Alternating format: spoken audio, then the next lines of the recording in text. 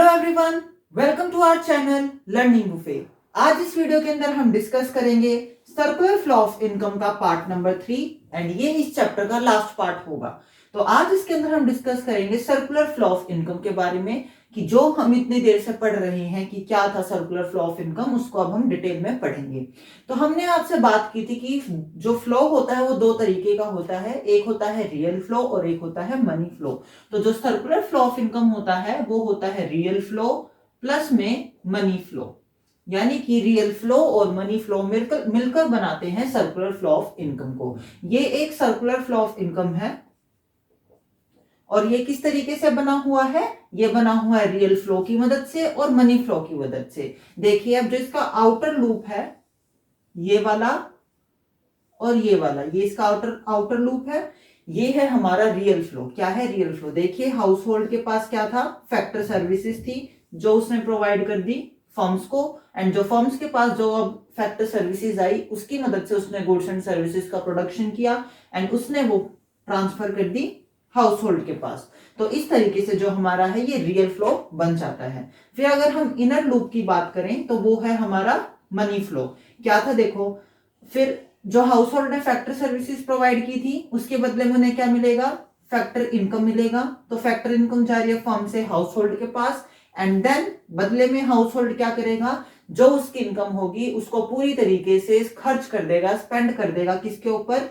उन goods and services को खरीदने के ऊपर जो फर्म्स ने प्रोड्यूस की थी। तो इस तरीके से जो रियल फ्लो और जो मनी फ्लो है वो मिलकर क्या करता है? सर्कुलर फ्लो ऑफ इनकम को बनाता है। तो हम बात कर रहे हैं circular flow of income in two sector economy. Two sector economy का मतलब है सिर्फ हाउस होल्ड एंड फर्म्स, सिर्फ दो ही सेक्टर होंगे। जो टू सेक्टर इकोनॉमी होती है वो एक सिंपल एग्जांपल होती है किसका? क्लोज्ड इकोनॉमी का। अब इकोनॉमी को हम दो तरीके से क्लासिफाई कर सकते हैं, एक क्लोज्ड और एक ओपन।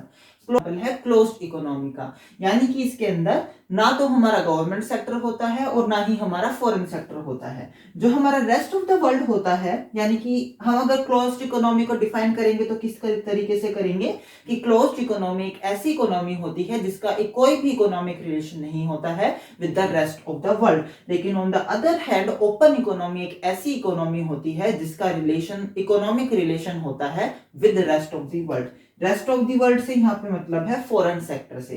तो हमने बोला कि जो टू सेक्टर इकोनॉमी है वो एक सिंपलेस्ट एग्जांपल है किसका? हमारी क्लोज्ड इकोनॉमी का, क्योंकि उसके अंदर फॉरेन सेक्टर नहीं है और इसके अंदर हम गवर्नमेंट सेक्टर को भी काउंट नहीं करते हैं, इसलिए हमने बोला है simplest form of closed economy. ठीक है, अब हम बात कर लेते हैं कि जब हम सर्कुलर फ्लो ऑफ इनकम की बात करते हैं तो कौन कौन सी एजम्पशंस होती हैं। सबसे पहली एजम्पशन है that there is only two sector. कौन कौन से हैं? फर्म और हाउस होल्ड, सिर्फ दो ही सेक्टर होंगे। कौन कौन से होंगे? पहला फर्म होगा और दूसरा हाउस होल्ड होगा। दूसरा एजम्पशन क्या है? Household supplies factor services only to the firms and the firms hire factor services only from the household. यानी कि जो हाउस होल्ड सेक्टर है वो फैक्टर सर्विसेज सिर्फ और सिर्फ फर्म्स को प्रोवाइड करेगा और जो फर्म्स है वो फैक्टर सर्विसेज सिर्फ और सिर्फ हाउस होल्ड से ही हायर करेंगी। ठीक है, यानी कि वो किसी और से हायर नहीं करेंगी, दोनों एक दूसरे से एक रिलेशन बना के रखेंगे कि हाउस होल्ड जो है सिर्फ फर्म्स को सप्लाई करेगा एंड जो फर्म्स है वो सिर्फ हाउस होल्ड से हायर करेंगी।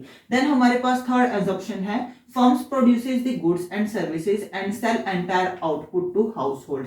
यानी कि जो फर्म्स है उन फैक्टर सर्विसेज की मदद से गुड्स एंड सर्विसेज को बनाएंगी एंड जो गुड्स एंड सर्विसेज को बनाया है उसको पूरी तरीके से एक एक क्वांटिटी जो उसकी है उसको बेच देगी। किसको बेचेगी? हाउस होल्ड को। हाउस होल्ड के अलावा वो किसी को नहीं बेचेगी।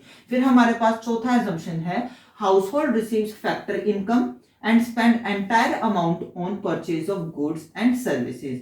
कि जो हाउस होल्ड है उनको क्या मिलता है? फैक्टर सर्विसेज प्रोवाइड करने के लिए उनको मिलता है फैक्टर इनकम।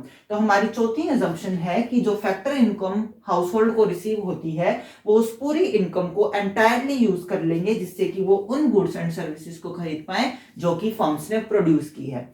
फिर हमारे पास लास्ट एजम्पशन आता है कि नो सेविंग्स है, नो बोरोइंग्स है। ऑब्वियसली कोई भी सेविंग नहीं होगी, ना तो जो हाउस होल्ड है वो अपनी इनकम से सेव करेगा और ना ही जो फर्म है वो अपनी प्रॉफिट से सेव करेगा। क्यों नहीं सेव करेगा? क्योंकि देखो यहाँ पे जो था एंटायरली उन्होंने स्पेंड कर दी कंजप्शन एक्सपेंडिचर के ऊपर, एंड सिमिलरली जो भी इनकम फर्म्स के पास जनरेट हुई थी उन्होंने सब एंटायरली इसको स्पेंड कर दिया, जिससे कि वो फैक्टर इनकम दे पाए।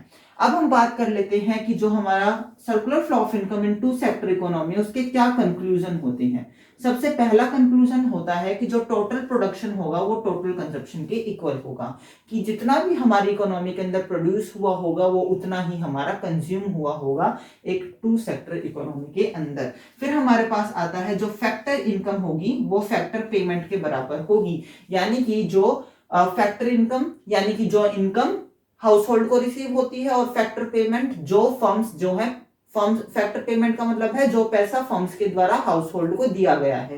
तो यानी कि जो फैक्टर इनकम और जो फैक्टर पेमेंट है वो दोनों एक ही होंगे, वो दोनों बराबर होंगे। एंड सिमिलरली जो हमारा कंजप्शन एक्सपेंडिचर होगा वो फैक्टर इनकम के इक्वल होगा, यानी कि हाउस होल्ड की जितनी भी इनकम है वो उसको एंटायरली यूज कर लेंगे कंजप्शन एक्सपेंडिचर के फॉर्म में, जिससे कि वो उन गुड्स एंड सर्विसेज को खरीद पाए जो कि फर्म्स ने प्रोड्यूस की।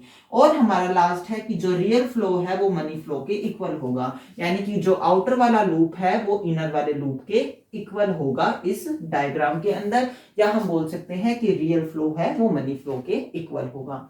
एंड इस वीडियो के साथ जो है हमारा ये चैप्टर कंप्लीट होता है। एंड आज के लिए इतना ही, और just go and follow me on Instagram, and अगर आपको कोई भी डाउट है तो आप मुझसे पर्सनली वो डाउट पूछ सकते हैं, मैं आपके डाउट क्लियर करने की कोशिश करूंगा। और आज की इस वीडियो के लिए इतना ही। अगर आपको ये वीडियो अच्छी लगी हो तो प्लीज लाइक कीजिए, शेयर कीजिए एंड सब्सक्राइब कीजिए, and do hit the bell icon. Thank you.